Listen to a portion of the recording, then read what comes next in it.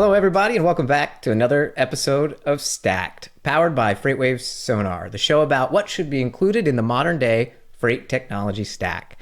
I'm going to be joined today by Justin King, Head of Product Innovation at Comdata. We're going to have a fantastic conversation about the role of technology in making companies more efficient, but also what is the conversation that should be had around the buzzy and maybe often overused word or phrase, digital transformation. And we'll also talk about a very little talked about aspect of the freight network, the carrier and the fleets and the drivers and how they see technology.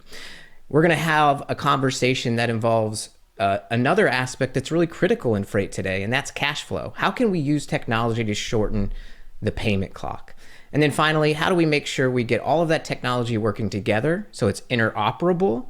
So that way, all parties in the freight network are working together, using technology to collaborate, gain efficiency, and get profits. And so joined with me today on Stacked is Justin King. And before we get started in the episode, Justin, I want to thank you for being on Stacked, but I also want to make sure our listeners know who you are and a little bit about Comdata. So give us some background on your experience, Justin, in the industry, and of course, a little bit about what Comdata does in the way of freight technology. Yeah, thanks, Adam. It's great to be on your show. Appreciate you having me.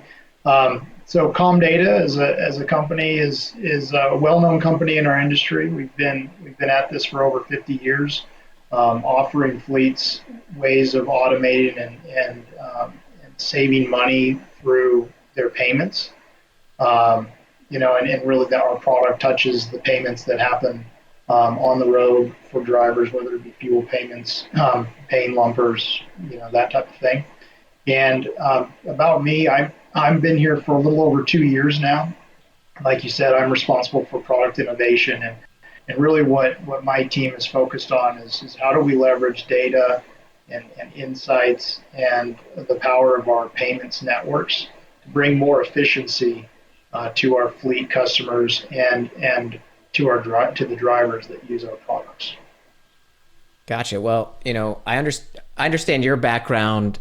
It comes from that payments background, and you've been, at the freight sector now for a couple of years. But I think that really is critical as a part of how you can help bring value and drive this so-called digital transformation, not only just in general, but specifically to those fleets. Because I'm sure maybe in your experience where you worked at Visa and you worked in payments in a different industry, in the financial sectors, we saw a technology explosion as well over the course of the 2000s and into 2010. And as we hit into the 2020s, this industry also has to make that transformation. But I know myself as a marketer, I've used the phrase digital transformation. Media publications use it quite a bit. Maybe are we getting tired of that phrase, or is it really important that people kind of understand what digital transformation means beyond a buzzword? How can we talk to drivers, private fleets from big companies that are shipping a lot of freight about digital transformation without their eyes rolling over? Mm-hmm. Yeah, it's a great question. It kind of makes me laugh because, like you said, I've kind of seen this movie before. My prior roles at Visa, 15 years ago or so, 10 years ago or so, it was really about fintech. Right? Fintech was the big thing, and that kind of started the financial digitization that happened, and that a lot of us live with day in and day out today. And I see in the last couple of years within freight and this topic of freight tech, this same pattern emerging of investment in digitizing platforms and providing better user experiences and things like that. So we're in the middle of that right now. It's very similar. It's an old story to me. But to your point, your question around is it just a buzzword? I think it depends on how you use it. In some ways, the words digital transformation or digital innovation just sounds like it's meaningless. But I think really what I encourage my teams to focus on is, think of this as not so much as just taking what we have today as a process, as an analog process, and making it digital Like that's not the goal. That's not what we're focused on, and that's not what anyone in our business should be thinking about. Like, hey, let's just take the old manual thing and make it digital. That's not the point. The point is to make it better. Um, and it's kind of hard. It's hard to think about what that means. But I think the key is to make the process better.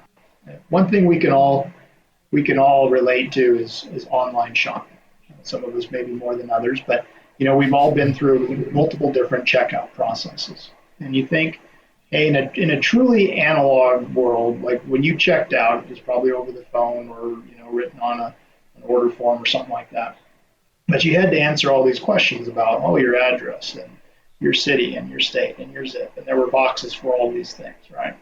And some online shopping sites, for example, have digitized that, and basically the checkout asks you all those same questions. And there's no real benefit to it. It's the same exact thing that you used to do, but now it's just on a website. But you may have seen some other websites where you start to type in your address and it auto finishes it for you. So you start typing the numbers and it gives you a list of, and you start typing the street, and pretty soon you just have to type 10 letters and numbers, and pretty soon you can select your whole address and it populates in your state, your zip, your city, all of that. Another interesting thing on that I hate to see, I hate to put in my city and state. Like all you need is the zip. Digitization should have allowed that website to take my zip and automatically enter my state and my city. So that's what I always encourage people. It's not just digitizing things for the sake of making it electronic. It's about making it better, faster, and easier for customers. That's right. It's about that end user, and at the end of the day, all of our experience, and I think our expectations are increasing in life because of online shopping, and there's almost this cyclical, exponential growth of capability or opportunity on that digital front where our lives are being transformed every day. And one of the biggest parts of what we do as technology providers, or for a big company working with a freight broker to procure capacity on a truck, one of the things that's critical in that to even happen is the truck driver. For the longest time, it's been the number one job in America. Increasingly, carriers have found it difficult to attract drivers, sometimes known as the driver shortage. During the COVID era, parcel carriers, full truckload carriers were really struggling to offer capacity at a price that met budgets. And so clearly there's something broken there. There's a waste, there's inefficiency. And I think it's easy for enterprises, maybe like a Pepsi, to deploy resources to figure out and fix that, and they have the budget to do it. It might be even easy for a freight broker whose ultimate job is to make themselves more efficient so that they can provide a good experience for their shippers. But then there's the carrier. Then ultimately after the carrier, there's the driver. So when it comes to the carrier first, and then maybe the driver individually, how do they think about this transformation of the industry? How do they see what digital transformation means for their lives? And are drivers unfairly being left out? Or is there an opportunity there? And do you see that they're really, looking to accept more technology in their day-to-day life? Because what I saw on the ELD mandate and the hours of service regulation that changes was a lot of resistance to change. So how do we keep them interested? How do we not let them be fatigued? And how should they view digital transformation? Yeah, yeah, it's a good question. I mean, in the industry, there definitely is a level of change resistance. I think generally around technologies.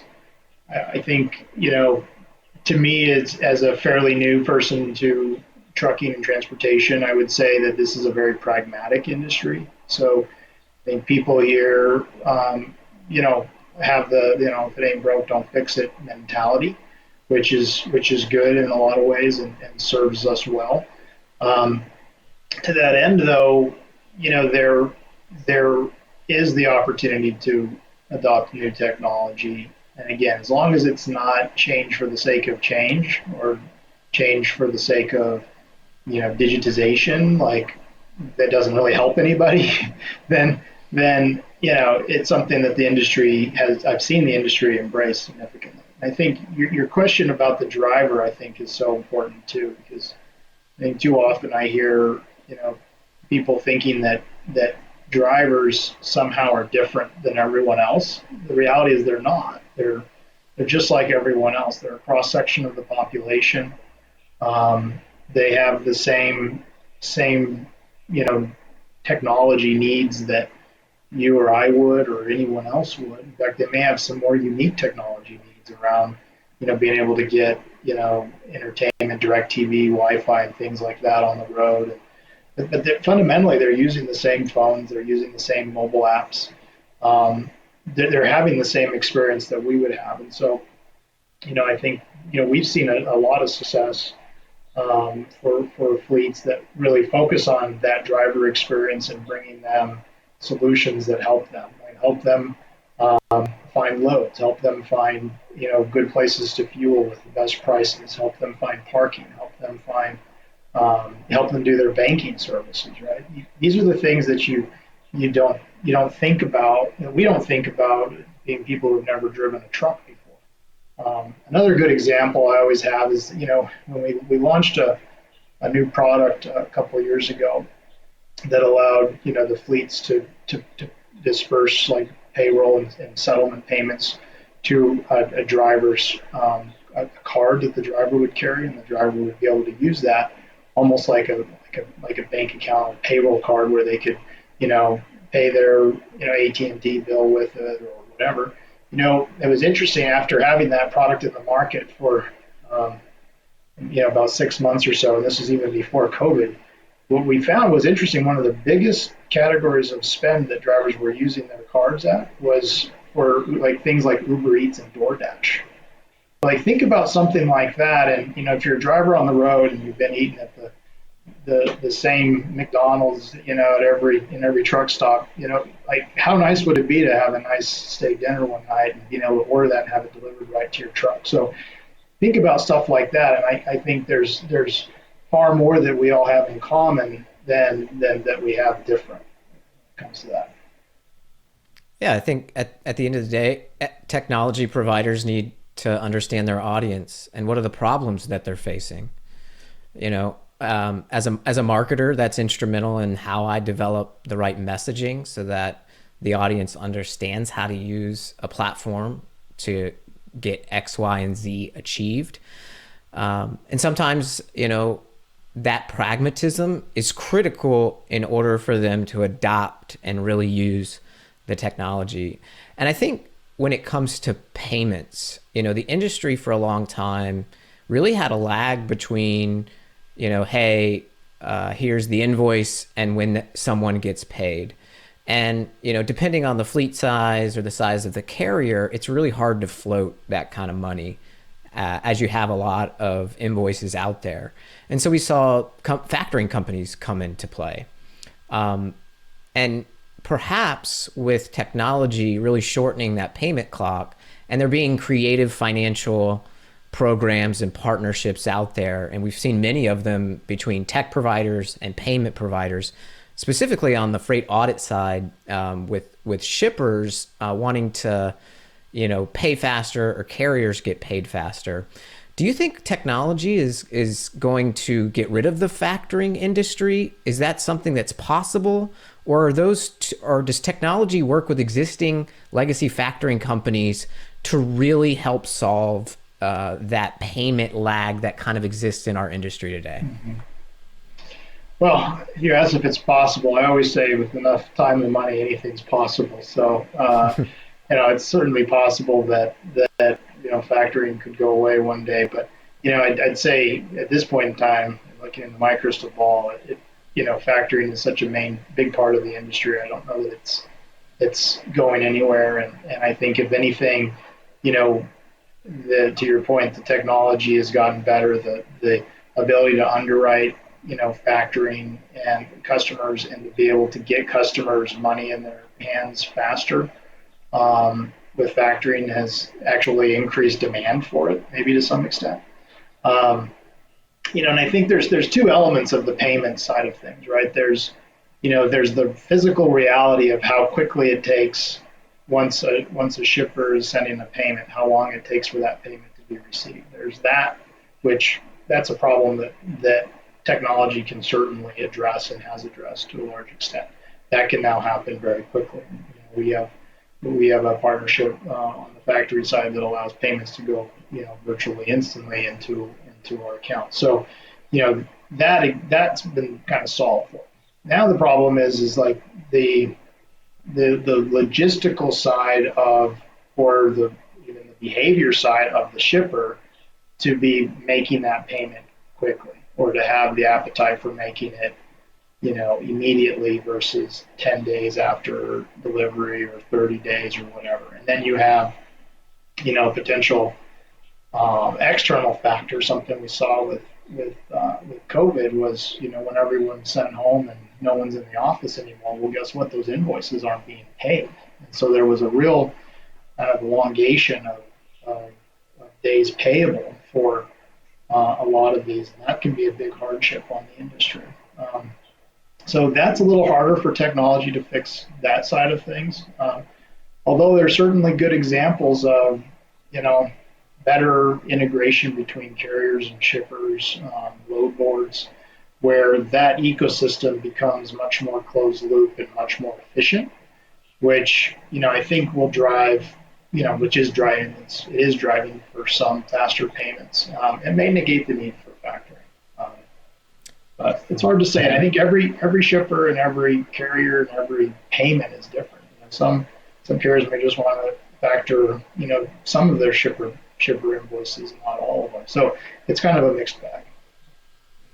Yeah, and I think as some of these different components of the freight technology stack come together, and you have the entity who's using that technology stack or enterprise, and around that individual or entity, you have all of these different things, right? Execution, payment, analytics, visibility, and all of those kind of have now become a wheel, a continuous cycle where all of those must flow together. And that's not any different than what has been happening maybe since the dawn of the freight industry, when someone decided to use a truck to haul your goods, and they figured out I could get paid for that, and I can pay a company and say, hey, I got your stuff, fill it up. Or LTL comes in, where they start to put the puzzle pieces together, or maybe there's smaller packages and we start defining all of those terms. So it's not like we're reinventing the wheel per se.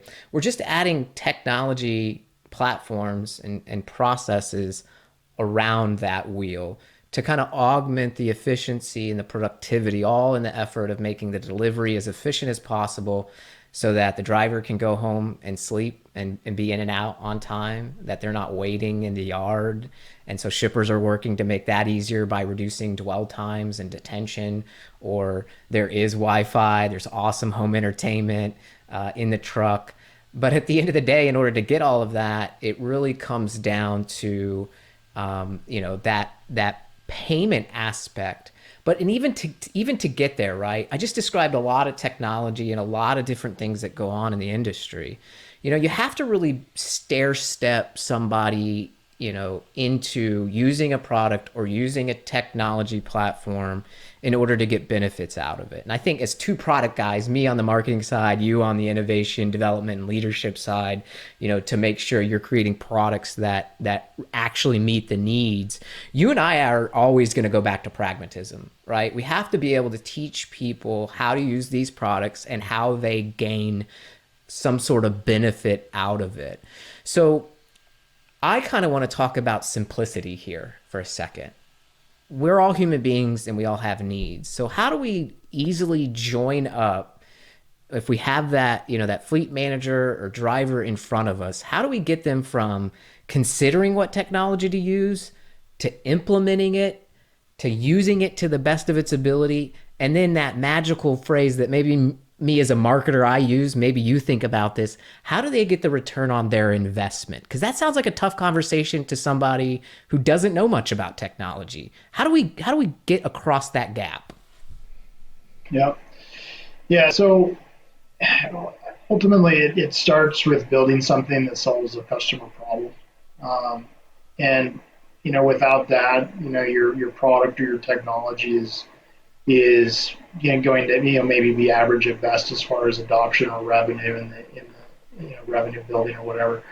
I would say, for our team, what we've done and the way we would handle that is, you start with the customer, and first thing is you have to understand the customer better than yourself in a lot of ways.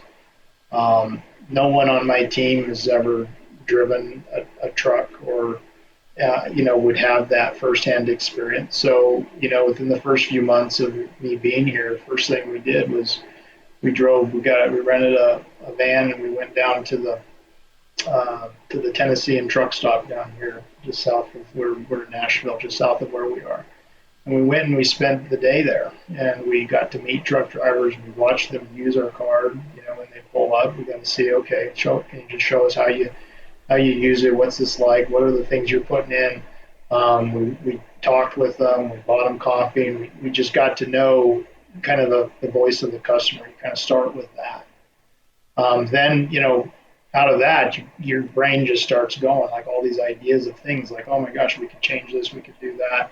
It's going to make things so much better. Then you take it to the fleet side, the fleet manager side, and have those conversations. Okay, what are your pain points? What do you wish you could have different? Show me how you use this tool or this reporting package or whatever.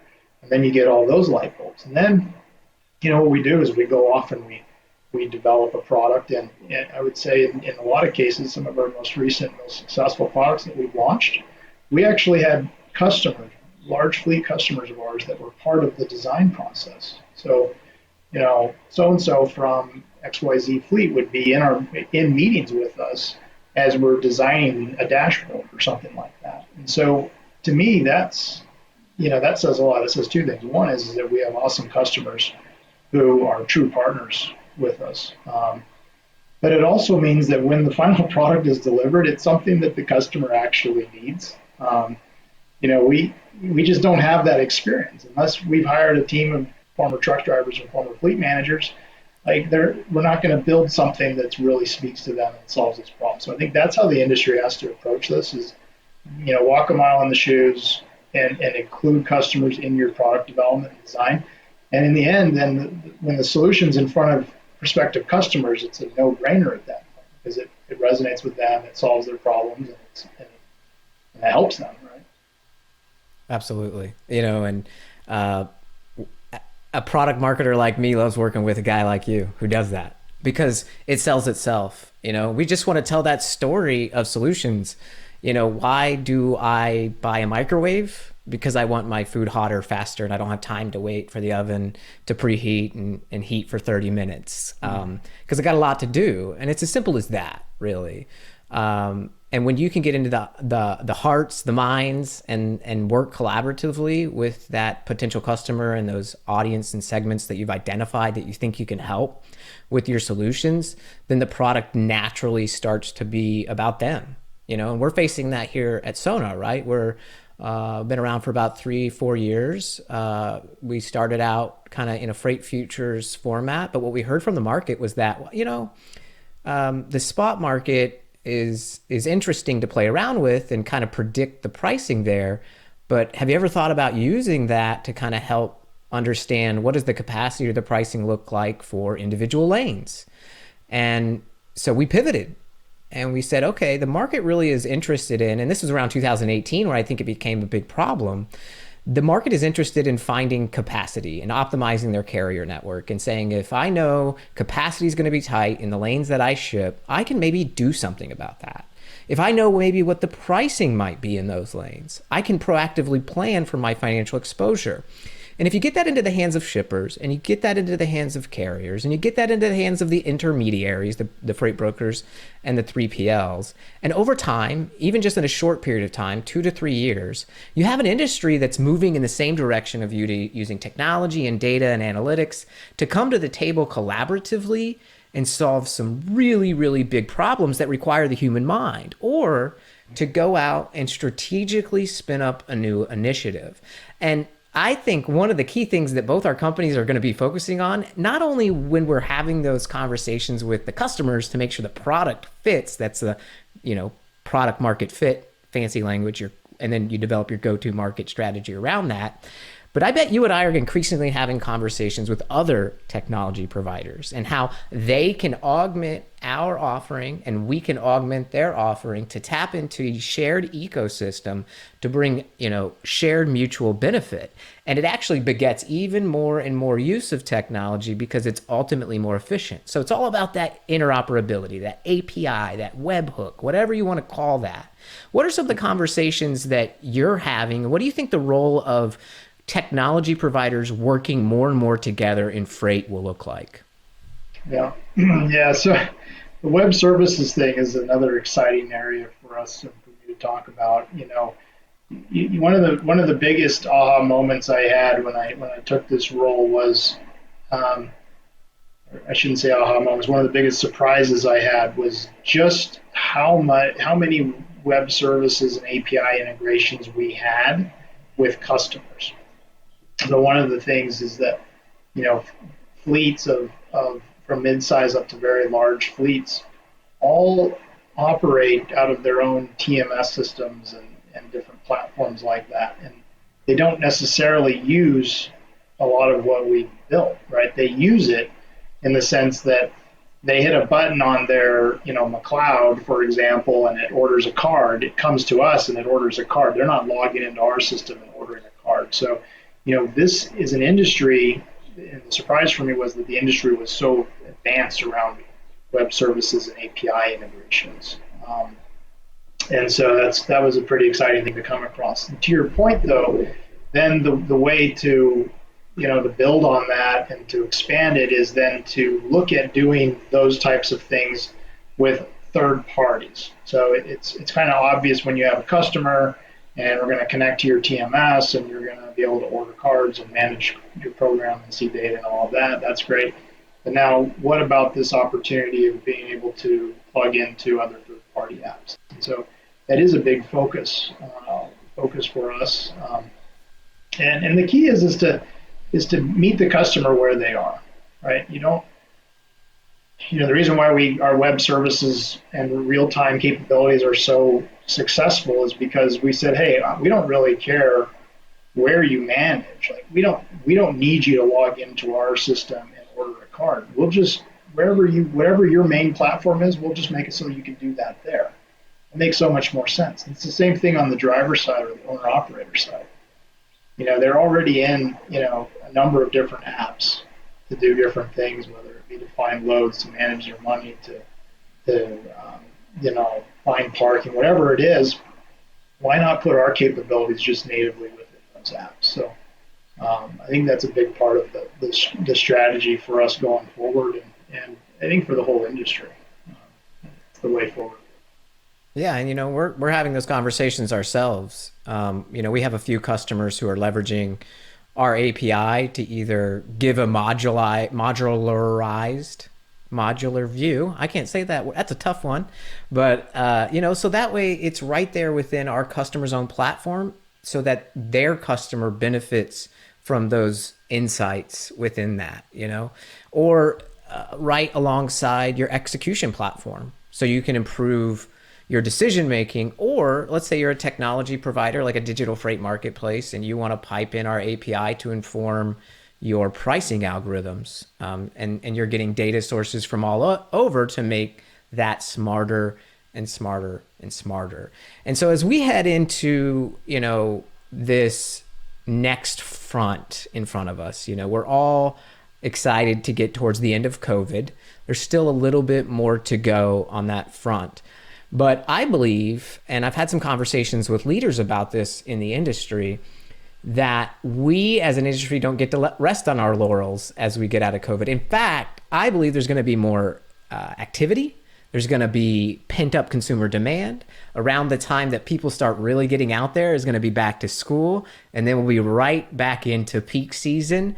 And we're going to have a lot of issues still on our hands: lack of capacity, finding drivers, getting good rates in certain lanes and markets, making sure that, every invoice is correct, making sure that the payment comes together.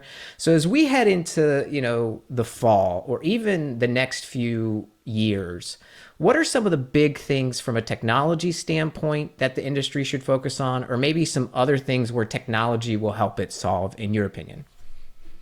Yeah, yeah. Well, again, given our focus on payments, a lot of what we're looking at for the future is very payments focused. And I would say, as we look at macro trends or mega trends or future trends, a few things are of interest to us. One in particular would be, the autonomous truck and the idea of platooning with autonomy and that type of thing, or some level of autonomy. Question is, some of these things, same thing with like electric or hydrogen vehicles.